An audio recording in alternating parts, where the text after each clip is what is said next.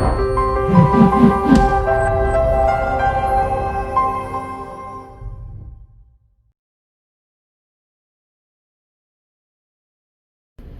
real estate nerds, this is Alex Yoder with Pro Tip Tuesday, my favorite day of the week. And today I'd like to talk about move-out reports. I spent my whole day today and yesterday doing move-out reports. And so what I want to talk about specifically is video move-out reports and 3 quick tips when you are doing a video move-out report. Now, first of all, before I get into the tips themselves, I'll just tell you that I use an app called Z Inspector. Z Inspector, and it is my favorite app for doing inspections, and it's a pretty low fee to gain access to that app. The beauty, in my opinion, of these apps, and there's other apps similar to Z Inspector, is that you can take pictures and you can do video, and it'll wrap that report into a PDF, a very small file that you can keep in your record. And then if you want to pull up larger images or even the videos that you took, you just click a link that's on the PDF under each thumbnail photo, and you can gain access to that through an outside hosted, usually like an Amazon hosted database. So let's get into it. So the 3 tips that I would give you on doing a video move out report is, 1, you want to not only zoom in on the specific damages, but you want to do lots of broad angles and capturing basically the general condition of all of the major surfaces. So you're talking about looking at all the carpet in the room. You're talking about looking at all the paint and the walls in the room, looking at the blinds in the room, even if they're not damaged. Because there are times where we as flawed humans will miss things, and we want to have that documentation and that record available to us. The second thing is, when we are doing a move-out report and doing one of these videos, as you're kind of narrating what you're seeing, you want to be pretty cautious about not over-narrating.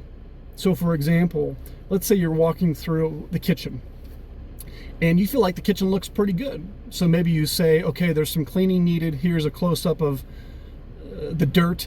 But generally, this kitchen looks pretty good. I'm pretty happy with the flooring and the cabinets and the condition of the kitchen.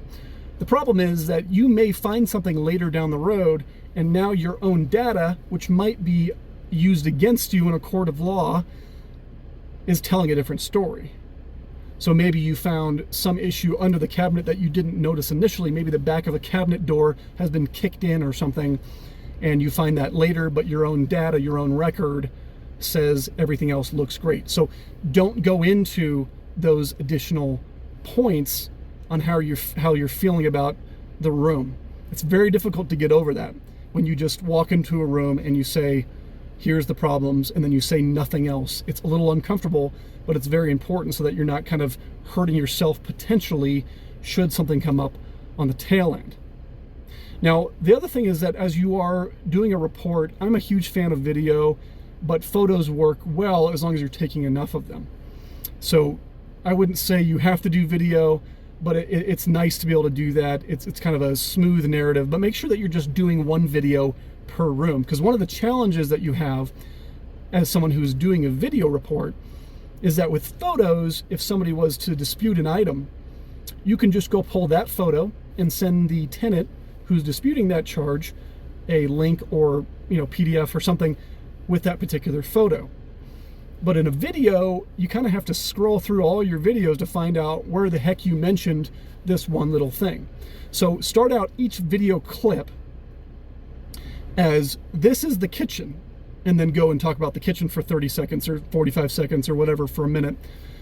This is bedroom 1, this is bedroom 2, this is bathroom 1, this is the rec room.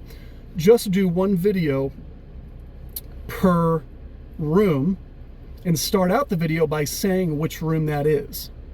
It's very helpful for being able to get to that information quickly so that you can provide that information should there be some kind of a dispute on an item that you've charged for.